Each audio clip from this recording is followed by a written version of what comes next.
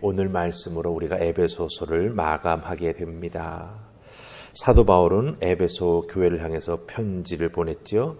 그 편지를 마무리하면서 특별히 사도 바울은 전신갑주를 입고 영적 전쟁에서 승리할 것을 아주 간절히 당부했습니다. 그 다음에 이어나오는 것이 무엇입니까? 바로 편지의 마무리 인사지만 그 마무리 인사를 기도할 것을 부탁하는 것으로 대신하고 있다라고 하는 거예요. 너희들 영적 전쟁 잘 감당해야 된다. 그러면서 편지를 마무리하면서 기도하는 하나님의 사람이 되라. 이렇게 간절히 부탁하고 있다라고 하는 거죠. 우리가 잘 아는 대로 사도 바울은 에베소에 2년 넘게 머물러 있었습니다. 그곳에서 복음을 전했고 또한 두란노 서원에서 말씀을 열심히 가르쳤습니다. 그렇다고 한다면 분명 에베소 교회의 성도들은요, 사도 바울이 어떤 기도 생활을 하는지 잘 보았을 것입니다. 사도 바울은 복음을 전하기 위해 도시마다 들어갔을 때 늘 기도할 곳을 먼저 찾았습니다. 기도하면서 복음을 전했죠. 에베소에서도 마찬가지였을 것입니다. 그래서 그러기 때문에 에베소 성도들은 사도 바울이 어떻게 기도하는지 잘 보고 배워 알게 되었을 것입니다.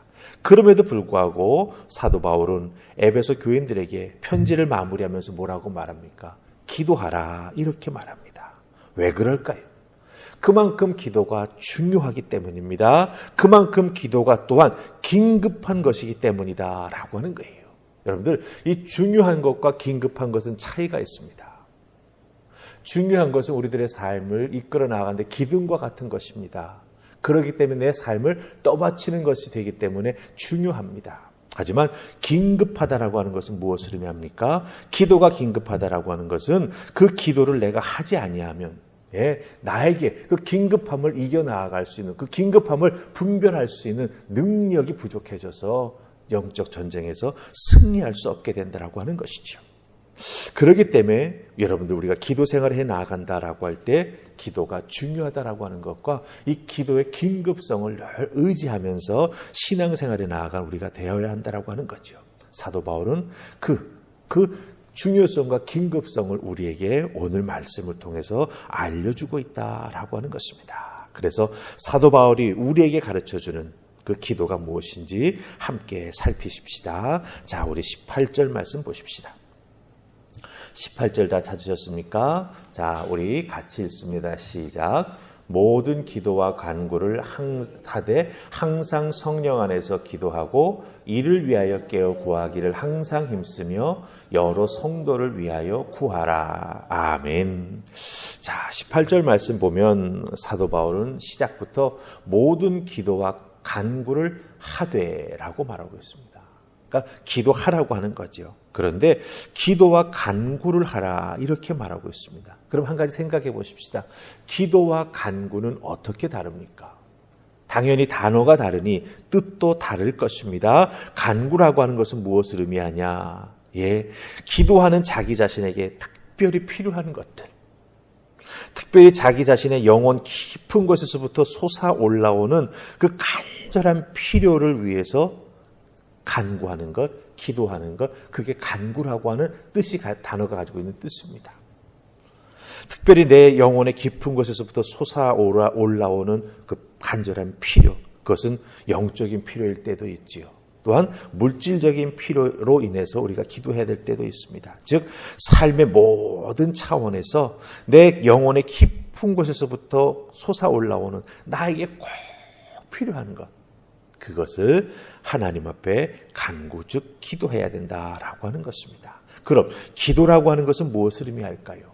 이 기도라고 하는 단어는요, 기도라고 하는 단어로 번역된 헬라어 단어는요, 무슨 뜻을 가지고 있냐면 간절한 소망이나 기도의 제목을 우리 주님께 말씀드리고 내가 주님께 말씀드린 그 기도의 제목이나 소망에 대해서 우리 주님께서 나에게 말씀하시는 것을 듣는 것, 그게 기도입니다. 그래서 이 헬라어 사전에 보면 이 기도라고 하는 헬라어 단어의 뜻은 뭐냐? 서로 교류한다. 그런 뜻을 가지고 있어요. 자, 그럼 생각해 보십시다. 기도로 교류한다라고 하는 건 무엇을 의미합니까? 내가 주님께 말하고 주님께서 또 나에게 말하고 그것을 잘 귀담아 듣고 마음에 새겨서 내 믿음 생활 속에서 하나하나 풀어나가는 것. 그게 진정한 기도 생활의 모습이 된다라고 하는 것이죠.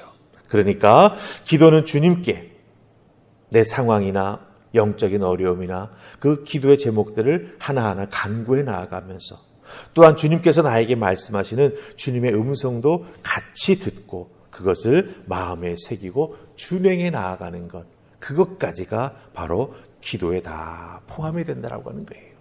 가끔 우리가 기도 생활할 때 보면 기도하는데 일방적인 독백을 할 때가 있습니다. 우리 주님 앞에 그냥 쭉 내 목소리를 높여서 크게 간구합니다. 근데 가만히 보면 그 기도는 독백이에요. 내가 할 말만 하고 끝나는 겁니다. 근데 기도의 진정한 의미는 그게 아니라고 하는 거죠. 독백이 아니라 주님과 대화하는 것이다. 특별히 주님과 대화할 때 우리는 더욱더 깊은 기도의 자리로 들어갈 수 있다고 하는 거예요. 왜 그렇습니까? 주의 음성을 들으면서 나를 향한 주님의 마음을 깨달아 알아나가면서 기도하기에 기도를 통해서 우리는 더욱더 깊은 믿음의 자리, 기도의 자리로 나아갈 수 있다라고 하는 것입니다. 그러기에 여러분들 기도와 간구 구별하셨죠? 이제 그것을 놓고 하나님 앞에 간절한 마음으로 기도하며 나아가는 그 은혜가 있기를 주님의 이름으로 축복합니다. 아멘. 그런데 사도 바울은 오늘 말씀 속에 보면 중요한 기도 원리를 하나 더 붙여주고 있습니다. 그게 뭡니까? 바로 항상 성령 안에서 기도하라 이렇게 말하고 있습니다. 항상 성령 안에서 기도하라 라고 말하고 있습니다. 왜 항상이라고 하는 말을 성령 앞에 붙였을까요?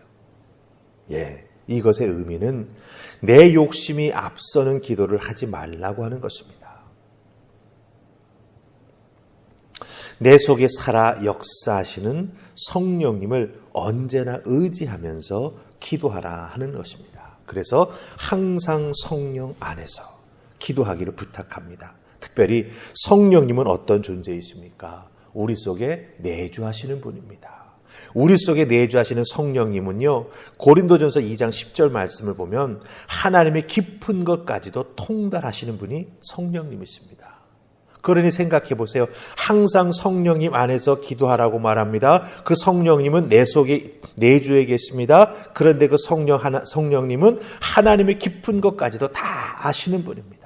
그러기에 성령 안에서 항상 기도할 때 성령님의 인도하심과 가르쳐 주시는 은혜를 통해서 우리는 어떻게 됩니까? 내 뜻을 막 독백적으로 간구하고 끝나는 기도가 아니라 더욱더 간절한 마음으로 더욱더 깊은 영적인 대화를 주님과 나누면서 특별히 기도를 통해서 우리 주님의 마음, 하나님의 마음을 깨달아 알아나가는 은혜를 더디우면서 기도하게 된다라고 하는 것이죠. 그렇기 때문에 사도 바울은 기도와 간구해야 된다. 그런데 어떻게 해야 더 깊은 기도와 간구를 할 수 있는가? 항상 성령님 안에서 기도하게 될 때 더욱더 큰 은혜와 응답을 덧입는 기도 생활하는 은혜를 덧입게 된다라고 하는 것이죠. 이렇게 기도할 때 우리는 주님을 더욱 의지하게 되고 주님의 은혜와 능력을 체험하는 기도의 사람이 될 것입니다. 오늘도 여러분들 새벽 제단에 나와 엎드려 기도하실 때 모든 기도와 간구를 항상 성령님 안에서 독백이 아닌 영적인 깊은 대화를 하시면서 기도하여서 큰 은혜 덧입고 또 하나님께서 이끌어주시는 그 은혜에 맞추어서 발걸음 걸어가는 그 귀한 모습이 있기를 주님의 이름으로 축복합니다. 아멘. 우리 기도하십시다. 좋으신 하나님 은혜 감사합니다. 오늘도 이 새벽 저희들을 주의 손으로 부르셔서 기도에 대한 사도 바울의 귀한 말씀을 듣게 하여 주시니 감사합니다. 사도 바울 기도의 사람이었습니다. 기도로 모든 선교의 사명을 감당했습니다. 그 기도의 체험이 있기에 사도 바울은 오늘 말씀을 통해서 모든 기도와 간구를 항상 성령님 안에서 행하라 이렇게 말합니다. 이 말씀 잘 기억하여 우리가 기도할 때마다 성령님을 모셔드리며 또 성령님 안에서 성령님의 은혜와 능력을 덧입어 기도하는 우리 모두가 되게 하여 주시옵소서. 아버지께서 오늘도 귀한 기도의 자리를 우리에게 허락해 주심에 감사하옵고 예수님 이름으로 기도하옵나이다. 아멘.